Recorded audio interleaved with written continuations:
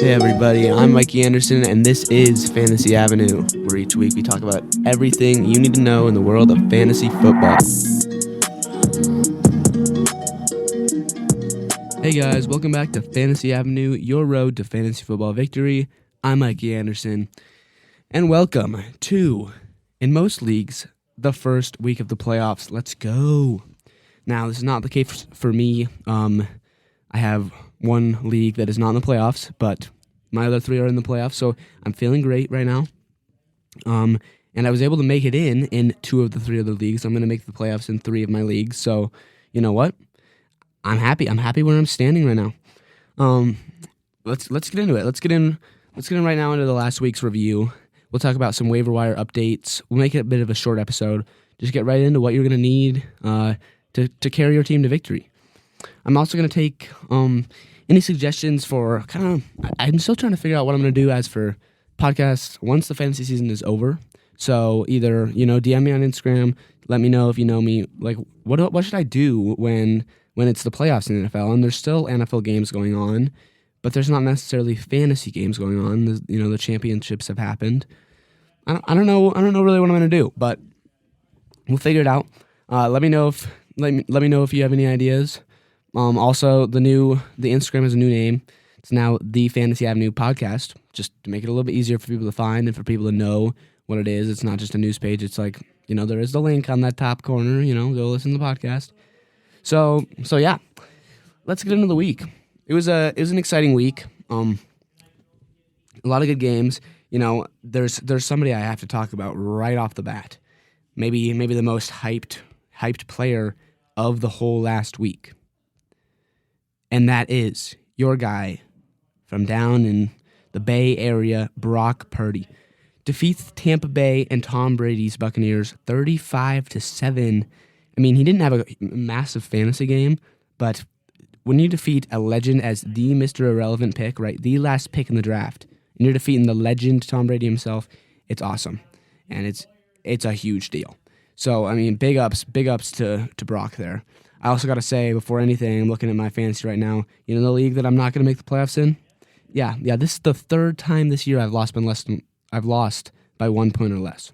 Right. I just lost by 0.8 points. 0.80 points. I can't do it anymore. I'm ready to have a three league season. I'm ready to just forget about this league, about this Blitz fantasy football league, Blitz fantasy football, you're done, I mean, who's in first place this league? Brady, come on the podcast, first of all, but go win the league, second of all. You're 10-4, I'm 4-10. I've gotten lucky. I have easily the most points scored against me in this league, but whatever. Go win the title, bring it home, okay? Let's go. I wanted to say, let's keep going. We need to move on from that league for sure. Other big games, we had a blowout. We had a blowout in our midst. In case anybody was wondering if the Eagles are legit or not. Yeah, they're legit. The Giants could be pretenders. 48-22 Philadelphia wins.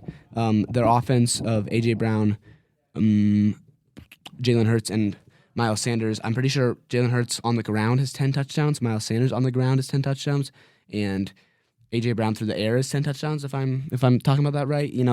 That's a powerful trio that hasn't happened. I don't even know when the last time it could happen. Maybe the Steelers back in the day could have been. Well, no. So when's the last time that a quarterback has run for 10 touchdowns, a running back on the team has run for 10 touchdowns, and a receiver on the team has caught 10 touchdowns? I have no idea. The only quarterback that I can even think of being able to run for that much is Cam Newton back in the 2015 Panthers. But I don't know if their running backs and receivers were doing that same amount of volume. This could be a big thing in terms of just history. And it's happened right before us. I don't think the Eagles are pretenders at all. They're a legit team. They're coming out of there. The Jaguars blew out the Titans. I mean, there's a lot of teams that, the Titans could be considered one of those teams that maybe don't have it all. Baltimore wins without Lamar. I believe Baltimore is a legit team. We did have some bye weeks. Miami loses to the Chargers. The Chargers and Miami, both two inconsistent teams. There's a lot of inconsistent teams in the league. And there's very few consistent teams, and I mean that's what you have to bet. You have to bet your fantasy. You have to bet who you're going to start on that, but you also have to bet who, maybe when the season's over, that's what I'm going to do. I'm going to talk about who I think is going to be winning the playoffs. Dallas barely squeaks out a win. I do think they're pretty legit. The Bills are always legit. The Chiefs squeaks out a win over the Broncos barely after an almost comeback. Whew, I'll talk about that later. I believe they're legit. The Eagles are legit. It's hard. It's hard. The Lions beat the Vikings 34-23. The Vikings, Lions, both two inconsistent teams. It's hard. It's hard to know who's going to win. And at this point in the fantasy football season, you can't be basing who you're playing on who they're playing, except for defense and kicker. You can't be basing who you're going to start based on who they're playing in most instances, right? You've found your players at this point in the game. But it's hard. I mean, one of my leagues, I have 4 players on bye last week and 2 players both out. So I had literally 6 out of 6 spots filled up with injuries that I don't want to get rid of, or bye weeks that I obviously don't want to drop just for 1 week. So sometimes you're forced to play players no matter who they're playing, and that's just what happens, Let's keep moving on here. It's a good week. Good luck to everybody in their playoffs. I want to say that right now. Again, if you're going to come on the podcast, I'd love more guests. Elliot, if you're listening to this, you're next up, buddy. Let's go. Hit me up. You're next up. If you're listening to this, because I want a playoff guest episode. Okay, I've got probably 3 episodes left of this legit fantasy football season, depending on if your leagues have the playoffs this week and next week, or next week and the following week, right? So I'm gonna have a little bit of episodes, but I got 3 weeks to bring on another guest. I want to make it happen. Let's do it. Let's get it going, because it's time. Okay, let's go to stats from last week. We'll move into quarterbacks right now. The top quarterbacks of last week, there were some surprises on the top. And I got a shout out. I'm just going to do it right now. I'm going to go from quarterbacks to receivers here, because I'm going to end with this guy and I'm going to start with my next guy. So first we have Trevor Lawrence, 33 points. That came out of nowhere. Tennessee loses. That's crazy. Jalen Hurts, 30. That's going to happen when your team scores 48. You should expect the quarterback to go 30 plus. And the Detroit Lions quarterback, Jared Goff, an inconsistent guy, but he's the number 12 quarterback in fantasy this year. And, the Lions have shown they can win. So I've talked about those 3 teams. We're looking for some bust quarterbacks. My Raider, Derek Carr, he falls flat in his face with a 2-point performance against the Rams. And somehow, okay. If you're keeping track of my segments right now, we're not ending the review just yet. Almost forgot about that crazy Rams-Raiders game. I mean, a quarterback coming into a new system, I don't know how, if you don't play football, it might seem a little less impressive, but it is insanely impressive to, as a quarterback, which is the hardest position to learn a new team as, right? To learn all the plays and, even just gain some leadership. To come in a new season like that with basically no warning. 2 days later, you play on national television. You've been taking scrutiny your whole career, basically, Baker Mayfield has. And then he comes out and balls out, leads his team to a comeback. Halfway through the game, everybody's thinking, wow, Baker Mayfield sucks. And then he just turned it up. That is the most silence the haters thing I've ever seen. It's awesome. Derek Carr, Raiders fans, Raiders everything, I don't like you. And that's what happens when you lose, because I don't like you. Whatever. Rams fans, it's been a rough year as a Bronco fan, as a Rams fan, as a Raiders fan, honestly, and as a Packers fan. Probably the 4 most disappointing seasons so far this year. It's great to see one of those disappointing teams get a win. It's great to see. Let's go on to other busts. Derek Carr, you're not going to get more than that, really. Tom Brady was only 10.2. He's having a crazy up and down fantasy football season. Tua with 12.6. I've talked about these guys, and Dak Prescott with 12.6. These 3 teams I've already talked about in terms of just weird off weeks and inconsistent weeks, and that shows in the quarterback play. Finally, I want to talk about, not really a bust, but Kyler Murray with 0.66. It is a bust. You get less than 1 point. He was hurt. If any of you have followed, again, the Fantasy Avenue podcast, Instagram, I'm going to the Bronco game in about 4 days, and we're playing the Cardinals. So I'm I never want to wish for injuries. No, I never want to say, yes, I love injuries, but that Kyler Murray injury feels pretty good as a Bronco fan, especially considering Russell Wilson, who got a concussion, might not be playing.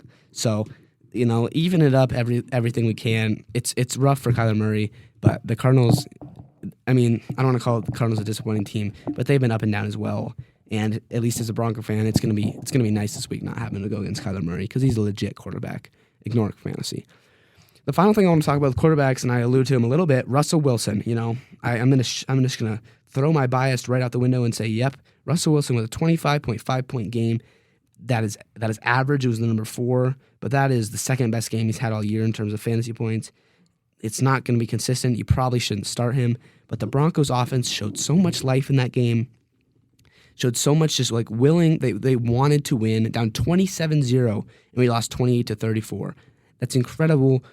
I'm proud to say, like, being a Broncos fan has been a shame lately. And to finally just be like proud of the guys on the team, of like Jerry Jeudy. Let's go right to receivers, and I'll talk about Jerry Jeudy first. And how awesome is that? Jerry Jeudy with the most points in fantasy last week as a receiver. Justin Jefferson right behind him. Jerry Jeudy's an elite company. It goes Jerry, Jefferson, Jamar Chase, Tyreek Hill. Those top 3 are like the young guns. And Jerry Jeudy's someone who, coming out of the draft, like everybody thought he was going to be considered along Justin Jefferson, Jamar Chase, as in his draft class on the level of like CeeDee Lamb in terms of a beast. And it's been a little bit disappointing. The quarterback play and just injuries have derailed that. But Jerry Jeudy, he just got mad. I mean, at that halftime, he was bumping in the ref. I'm pretty sure he got fined for bumping into the ref. He was yelling at everybody. Like, he was just mad at the Broncos' inability to win, at his inability to throw the ball. They were doubling him because of how injured the Broncos are. And he comes out with a 33-point performance, 3 touchdowns. Oh, it's awesome. Finally, I mean, it shows players, at least on the Broncos, if you have a team that's bad, the most important thing you can look for, if you're a Texans fan, I'm just thinking of bad teams, Raiders fans, an important thing to look for is anger in your players, because that's how you know that they care and they want to win. And not anger like selfish anger, like give me the ball, but anger at everything, like why can our offense as a whole not score? That is a good anger. It is an anger that fuels a team, and is an anger that almost fueled a bad Broncos team to come back against a good Chiefs team. So I want to talk about that a little bit. That anger, that fire can be a great thing in football. Justin Jefferson, Jamar Chase, Tyreek Hill, Mike Williams rounding out that top 5. Mike Williams, a great game coming back from injuries. He and let me look at where's Keenan Allen at? Yeah, Keenan Allen with 21. My Instagram posted last week. He balled 2. Proud of that. Mike Williams was kind of questionable. He came back and actually did a little bit better, but let's go. Keenan Allen once again. I'll talk about him probably in a few minutes. He's another under the radar flex option for you this week. Some bust receivers, depending on whether how they're doing, whether you want to stay away from these guys. There's some names that are pretty high up: CeeDee Lamb, Mike Evans, Stephon Diggs. All 3 of those guys I feel like are still starts. Jalen Waddle. Now Jalen Waddle's a little different. Jalen Waddle's been having a little bit of a rough streak the last like 5 weeks. He went 30, then 19, then 10, falling off 13, 1, and 5. That's not good. I would honestly consider starting other guys over him at this point. I have a league that I have A.J. Brown, Justin Jefferson as like my both wide receiver starts, and I'm actually playing Waddle at the flex, which is a stacked league. I feel good about my chances to go deep into the playoffs in that league. But I'm considering starting other guys who've shown that they can consistently start to put a little bit more points in front of me. Maybe at a running back spot. Let's go to running backs. Let's go to the top running backs and see if I'm just seeing anybody. Yeah, okay, right there, James Conner. So we'll move on to running backs. This is somebody I'm thinking about replacing Waddle after a rough week with. James Conner. James Conner with 23.4. He's going up against that tough Broncos defense. That is something to keep in mind. But he's been consistent the last few weeks, and I like to go until somebody shows that they're not going to be consistent. Go ahead and start him. He had 3 games in a row this year with 0 points due to injuries, and that aside, he's a 24th ranked running back. In the last 4 weeks, he gets 23, 12, 20, and 23 points. So the Broncos defense is going to be a challenge for him in terms of run game, but in terms of consistency, he's got Jalen Waddle, and he's got a lot of other guys beat at a flex option. The top running backs from last week, we have Jerick McKinnon, Chiefs running back. That definitely came out of nowhere. The Chiefs have a bit of a running back by committee. That's where you have multiple running backs, each getting pretty even splits. It's not very good for fantasy football, but it can work in a Chiefs offense that's super high powered. Jerick McKinnon is and if you want to talk about inconsistency like I was, Jerick McKinnon is definitely an inconsistency. That 32 points is definitely going to be seen by a lot of people as, not a fluke, but not something that's repeatable, I guess, in that running back by committee offense. The number 2, now I'll tell you what is repeatable. Christian McCaffrey with 29.3. Don't even talk about it. Great San Francisco. San Francisco is a beast team. They have a great defense. They have a good quarterback, Brock Purdy. I mean, Brock Purdy has to throw a good amount of passes. He's accurate. Don't take sacks. That's all you need as a 49ers quarterback right now. Give the ball to your playmakers. Let Deebo Samuel turn a 5-yard pass into a 20-yard gain. Let George Kittle, lay that final block or shake off 2 tacklers and get that needed first down, right? Let Christian McCaffrey just carry your workload. I mean, that team is carried by a good defense and strong skill players on offense. They are a tough team, and if Brock Purdy just plays as a safe, if he was playing the whole year, I would guess he'd be about quarterback 15 in terms of points. If he plays a quarterback 15 at the 15 level of a just good quarterback play, the 49ers are a scary team, especially with a lot of inconsistencies, because they will consistently have good defenses, and they will consistently have ballers on offense. The number 3 running back, Miles Sanders, with 28. A little bit more consistency from him. I love that. I actually have both these next guys, Miles Sanders and Austin Eckler and James Conner. Wow, I have the 3, 4, 5 running back in this league, and Tony Pollard in a couple other leagues, the number 6. All ballers. Love them all. Let's go. Let's go on to the tight ends real quick. We're looking for any stud tight ends. Holy crap. I had not seen this. Evan Ingram with 39 points from the tight end spot.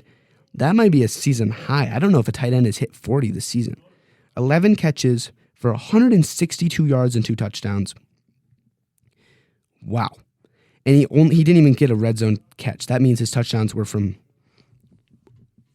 deep. That's awesome.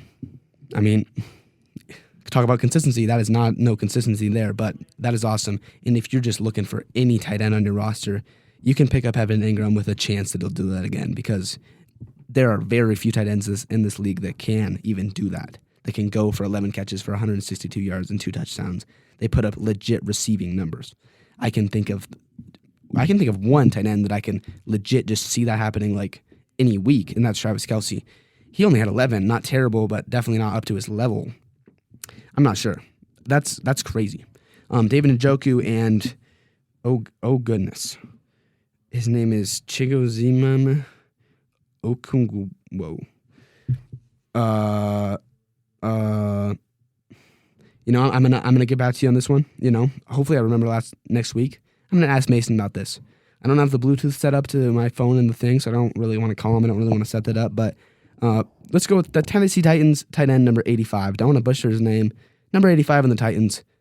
He's the 20th tight end. He's not even something that will really be fantasy relevant, but he scored 18. Dalton Schultz with 14. Greg Dulcich with 7. We're getting down in the bus. Greg Dulcich, George Kittle, not terrible.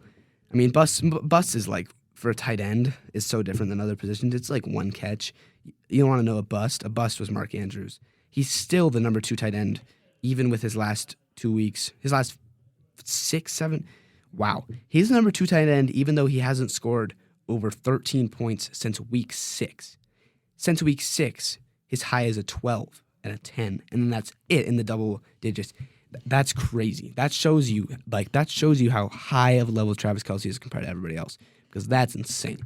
Just that difference in points, in consistent points. Kicker, let's go to kicker and defense real quick. Kicker, no one real special. Kayami Fairbairn, I got to work on my names, leads the pack with 15 there. In defense, Patriots defense balls out with 21. I picked him up in multiple leagues. Pat myself on the back for that one. They scored some defensive touchdowns. It was nice. And I also shouted out the Chiefs defense. I'm just gonna say that right outright. The Broncos, even with 28 points, Chiefs defense still put up 15 after that pick 6. Unlucky pick 6 by Russell Wilson, but it's still a pick 6. And the Chiefs did what I thought they were going to do. A little bit more points than I thought were going to get scored on them, but you know what? They did what they did. Let's go on to next week.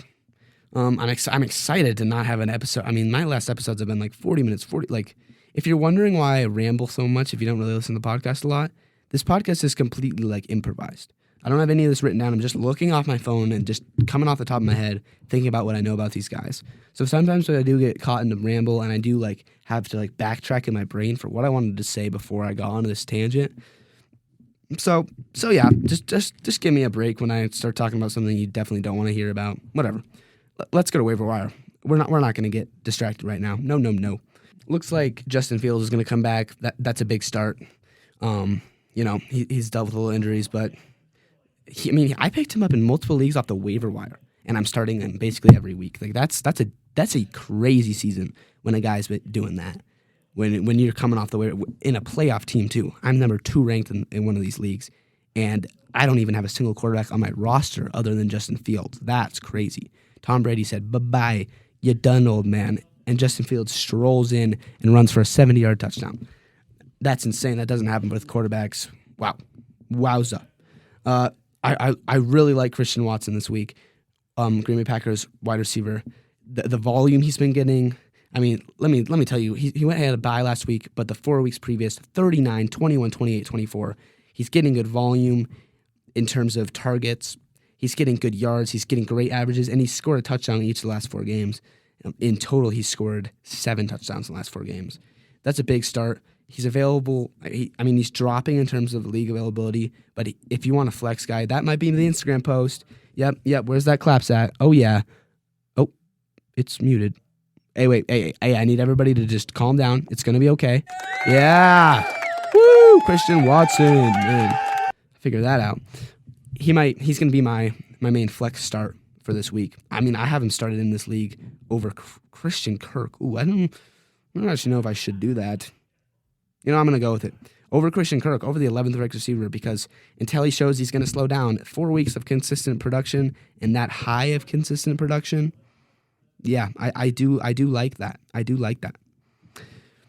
Let's look at any other. I'm just going to look at available wide receivers. Jerry Jeudy, it could be good. Zay Jones, those are a couple players. Jerry Jeudy, he shows he can score points. Evan Ingram, I already talked about him a little bit. Quarterbacks, there's Trevor Lawrence available in a lot of leagues, as well as Deshaun Watson.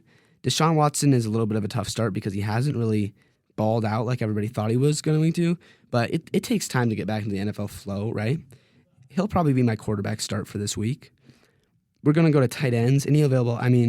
At this point, I've already talked about Evan Ingram. I wanted to talk about somebody else real quick. Let me pull it up. This is the improv. It's coming into play. I like Greg Dulcich with the injuries on the Broncos. I also like Juwan Johnson. He's been going down in points the last couple weeks. He missed last week and then had so 3 weeks ago he got injured in the middle of the game, missed the following week, and now had a bye. I do expect him to get back into that 10-point range, that consistent tight end range. So he'll probably be my start. And then for defense and kicker. Usually I would say whoever's playing against the Broncos, but I feel like the Broncos are gaining a little speed right now. I'm going to say at this point, it's tough. I don't want to say who's playing the Rams because I know, Baker Mayfield proved he can do something, right? It's a hard choice. You definitely don't want to go with no good defense. My defense for the week, it's going to be hard to have them available. I'm going to go with the Patriots defense. In terms of, I think that's going to be. I'll keep looking while I talk about the Patriots. But number 1 Patriots defense playing against a struggling team over there in the Raiders, inconsistent team. They're good. They're a good team. I also like the 49ers. 49ers have a super stout defense. I like them too. And finally, I like the Broncos defense. It's going to be easier to pick up the Broncos defense, and they're not going to score as consistent points as the 49ers and Patriots. But going against a Kyler Murray less Arizona Cardinals team, if you're going for risk or reward, it's got to be the Broncos. If you're just going for like who do I think is just gonna score points, it's gonna be the Patriots or the 49ers. They'll get like 10 points. I can see the Broncos getting anywhere from 5 to 15. So I like that. Let's go to kicker real quick, and then just like that, the episode is wrapped up. Wowza! Like, nice job, freaking Mikey. We booking right now. Let me just pick up the Broncos. See, I'm literally making changes in my fantasy team as I'm talking to you guys right now. I'm picking up the Broncos defense as I speak, and I'm just like blabbling about some dumb good job Mikey thing because I'm just trying to pick up my defense. I got one defense in mind, and that's my Broncos. And now I'm going to go to kicker, and I'm going to go on a tangent like I always do. Let's go to kicker. Who do we got? Just looking off availability in this league, I've got the Dolphins kicker, right? what's his name? Jason Sanders. Dolphins kicker, just because of that high-powered offense. Same with Tyler Bass, Buffalo kicker, high-powered offense. And then in terms of that risk and reward, I like Robbie Gould on the 49ers. They're playing a okay Seahawks defense. Could be better, could be worse, right? But they're okay, and what I really like about them is with that quarterback, Brock Purdy might not just destroy teams. He's gonna make mistakes, is what I'm trying to say. And they're not gonna score touchdown after touchdown like they did last week, most likely. So I think Robbie Gould will have a couple chances to kick balls. Because he loves that job to kick balls, right? I'm going to rope Harrison Butker real quick into my last statement of just higher-powered offense. But, Robbie Gould, he kicks balls and he kicks them well. And with a not as high-powered offense, that can be a big asset. Okay, that is basically it for this week. I know the time just flew by because I'm such a great talker. But that's going to be it for the Fantasy Avenue for this week. Hope you enjoyed the episode. Hope you could find a little insight, a little help into the next week. I want to wish everybody again good luck in your first round of the playoffs. Kings will be kings and failures will be failures. And I know if you listen to this advice, the Fantasy Avenue podcast advice, your road to fantasy football victory, you're gonna make it to the next round. Thank you guys for stopping in. Hope to see you next week in a bright and chipper mood.